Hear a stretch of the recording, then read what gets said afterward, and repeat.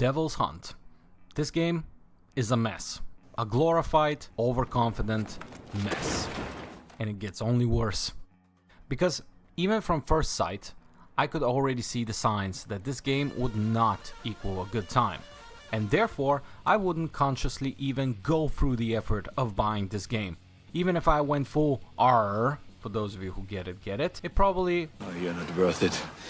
Game design is all over the place. Mechanics and lackluster to downright questionable. Storytelling and pacing are incoherent at best. The studio responsible for it, the Polish studio Layopi Games, headed by CEO and fantasy novel writer Paweł Lesniak, created the studio in order to adapt his books into games, starting with Devil's Hunt, reportedly based on Lesniak's book. Not even going to attempt to pronounce that despite my Slavic roots. It translates Equilibrium. Based on what I could find on Goodreads, it is not exactly a common read title, along with, as you can see, not even being very successful. I have to give the guy credit though, he's got quite the confidence in his work. Confidence to the extent that I would wager he thought of himself to be the next Andrzej Sapkowski. And funding your own game studio for your books? You got balls, Malco. You got shit for brains, but you got balls. And here's where he lost my respect. There were reports that the people under his employment in the gaming studio ended up not being paid for months, and the icing on the cake? They came one day to a fully cleaned out office, with all of their stuff thrown out and discs wiped clean. Practically the studio shut down, and they found out the hard way. What? What the fuck? I can be very anecdotally creative, but even I, on my sharpest day, can't make up like this. And listen, my heart bleeds for those fellow Slavic boys and girls, believe me. So me ripping this game a new one, and rightfully so, is mainly going to be directed towards Mr. CEO of Layopi Games, Paweł Lesniak. As if the man himself wrote, programmed and designed this game by himself. All the good things, as few as they are, for those, I will congratulate the people who actually put their life and soul into it. Hope you enjoy. And before we continue, a quick word. If you enjoy my honest reviews and want to see more, make sure you like this video and you click on the subscribe button plus the notification bell to be notified for when I upload new gaming reviews. I'm still a small channel and this would really help my growth. I really appreciate it. Thanks. Now, let's get back to the topic at hand. I came here to fight with him. If I win, you let me and my friends go. If I lose, kill us. Very nice. Savior and destroyer. For posterity, I want to say two things. Number one, I'm going full spoiler territory. So if you don't want to hear it, feel free to jump to the next chapter. And two, I was what you can call morbidly curious about the novel the game was adapted from. But since I cannot read Polish, that will be quite the achievement.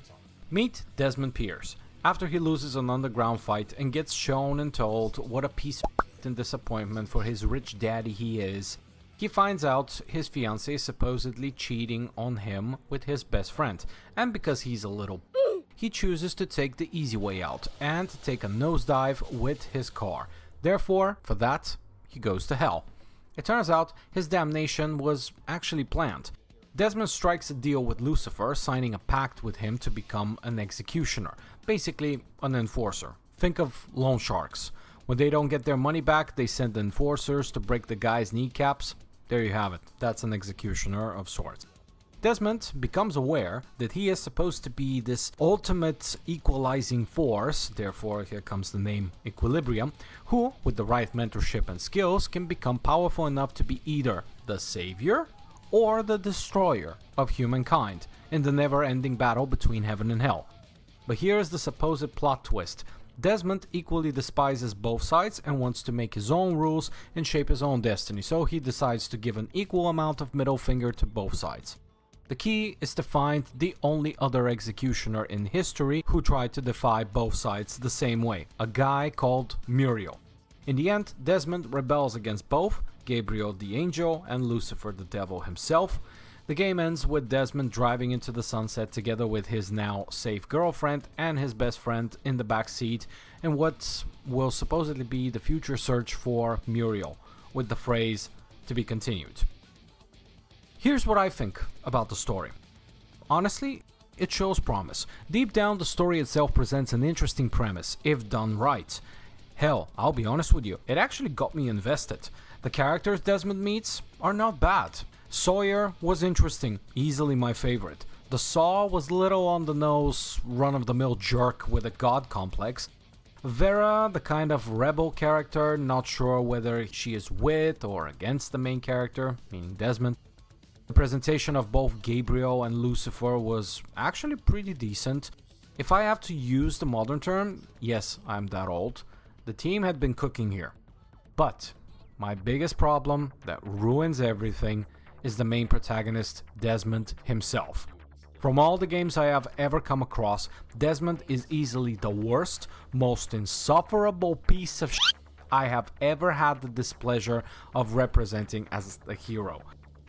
I was cringing left and right and diagonally pretty much anytime he opened his mouth.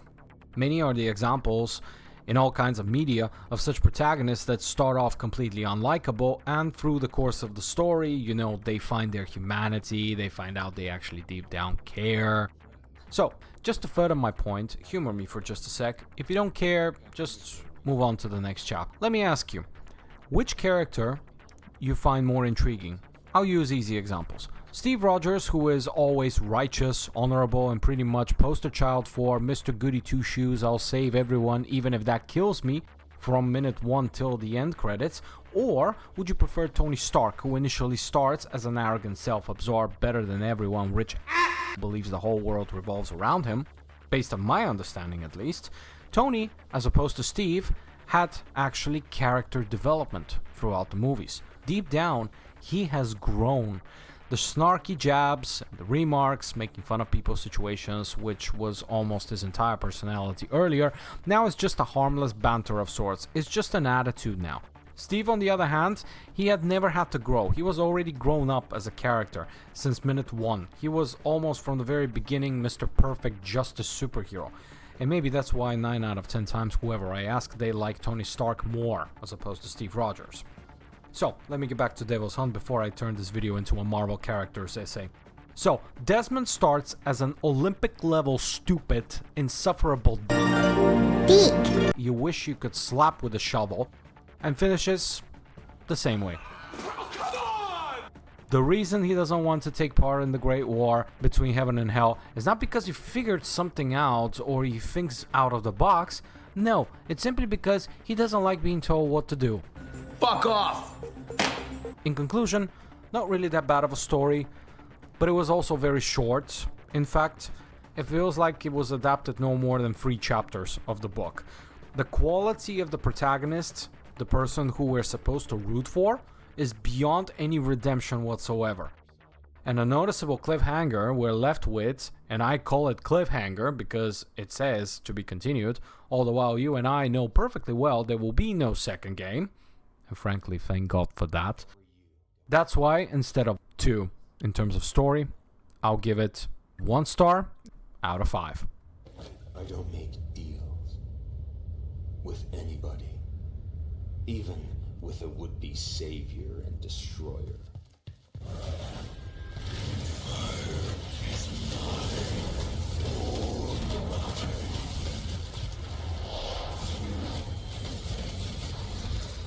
As stated in multiple places, the game is described as a third-person action RPG with a fight system inspired by Batman Arkham series and Mad Max.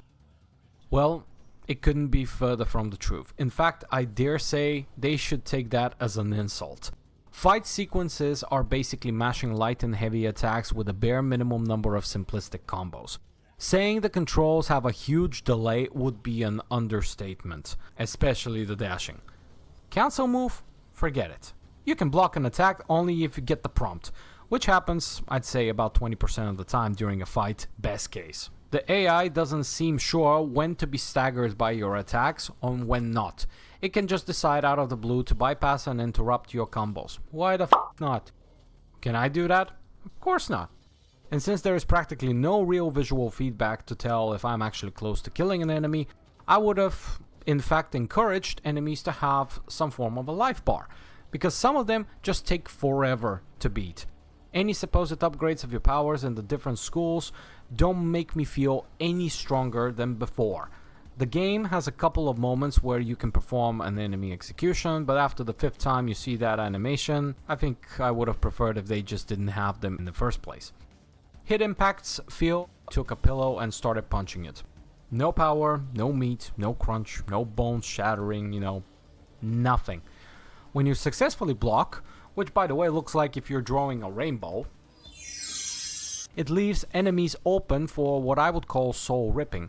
And on a couple of occasions, it unintentionally made me laugh because the camera zooms in on the animation and all the other enemies just stop and politely wait for you to finish. How considerate of them.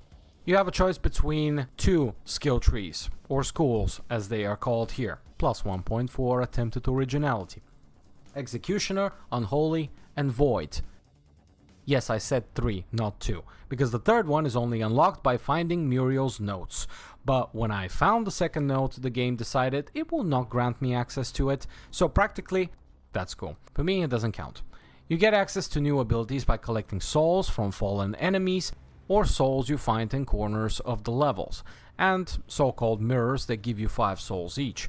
The only difference between the 2 schools, as far as I could tell, is basically the color. I didn't sense enemies reacting differently, dying faster or slower depending on which school you used. Maybe the idea was to use Executioner against demons and the hell creatures, and Unholy against the handful of times you fight angels. It literally makes 0 difference which one you're going to use during fights. There are no weaknesses or resistance mechanisms in place whatsoever, it's all purely cosmetic. The only positive thing I can say is that you can switch between schools on the fly during fights, and mostly you use that for the one ability in the Unholy School, the one that regenerates health. And of course, since you're basically a Hell employee, you have your own Devil form. Again, taking inspiration from another game, maybe you've heard of it, Devil May Cry. When you fight, you build up anger, and once it's full, you can transform into your full-on demon form for a few seconds. Time slows down a bit, you become invincible, and it can help with difficult fights, especially if elite enemies are involved. Pretty standard, nothing groundbreaking. You just mash and pray you kill the elite enemy before the demon bar runs out.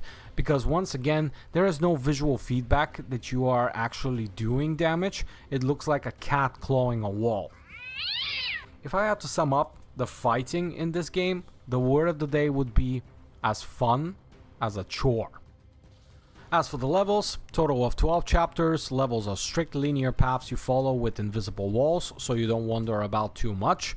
You have a dedicated action button to vault, climb up or climb down, squeeze through or crawl through obstacles. Now, that wouldn't have been a problem if I didn't have to use that button roughly every 5 seconds. Level details such as a tiny pile of rubble no higher than my ankle is treated like the Great Wall of China. Seriously, what game design D- student dropout designed this? For the small amount of times you can freely explore, you can find pieces of paper around the levels which unlock concept art in the extras menu. I'll talk a little bit more about those in the design section. Some people complained this game has too many cutscenes. Personally, I didn't think so at first, but then I realized the entire campaign took me about 4 hours and a half to finish, on medium difficulty. And normally I would criticize a game for being short. Apparently, the total cutscene time is also about 2 hours. So yeah, that's half the game just watching cutscenes. Nice job. Nothing else really worth mentioning here. For better or worse. Gameplay score, 1 out of 5 stars. But it changes nothing.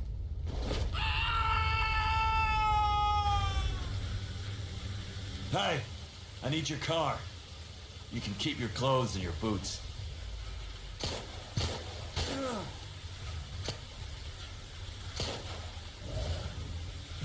Let me start with the positive things.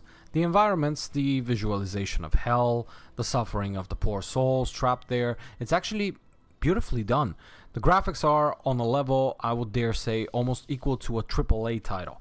A good amount of imagination was used in creating the environments and the characters. For example, Lucifer with his white suit and black tattoos kind of reminded me of Peter Stormare's Lucifer from the movie Constantine. And Desmond, the way he looks and his clothes, kind of reminded me very much of Dean Winchester from Supernatural. And it gave me also insight of how dedicated the designers and the artists were. That's some beautiful work. But all the good karma this brings gets absolutely demolished by the negatives. The biggest obvious problem with Devil Hunt is stability. The game crashed on me multiple times. What the fuck is that? During fights, during cutscenes, once even froze on the loading screen for 20 minutes until I eventually ended the task. It is very, very poorly unoptimized. Scene transitions and cutscenes are very abrupt. Editing is all over the place, almost like it was done by a toddler. Lip syncing seems like a foreign concept for whoever designed this. Some characters look fine, others look like they're in their alpha state. Characters make awkward gestures just for the sake of moving so they don't stand like mannequins when talking, which makes it look even worse. The voice acting is also all over the place. Often they're too quiet, no proper emotion, especially from Desmond, his father, and his girlfriend. It feels like those actors were in 3 different parts around the world and were asked to read their lines over the phone without knowing what the scene is about. They make Tony Wiseau sound like Michael Caine. You finally decided to show up. Did you sleep well? Like a baby. Hey, listen, Cut the shit, Desmond. You want to come in here and joke? Take some responsibility for once, will you? This company, my goddamn company, is on the edge of bankruptcy. And that's on you. You and your dumb decisions. So why do you want to meet me here? I wanted to check in with you. See how you're doing. How you holding up?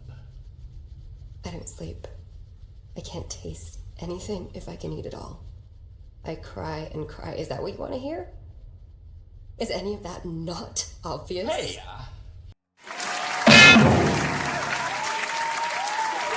Music is pretty much absent, and when you finally hear it, it tries to sound like it's part of a Doom Eternal type of soundtrack, but it feels more like a $5 copy someone composed for $5. Devil's Hunt feels like either an early alpha proof of concept or a game design student project. I honestly can't tell which. Design score 2 out of 5.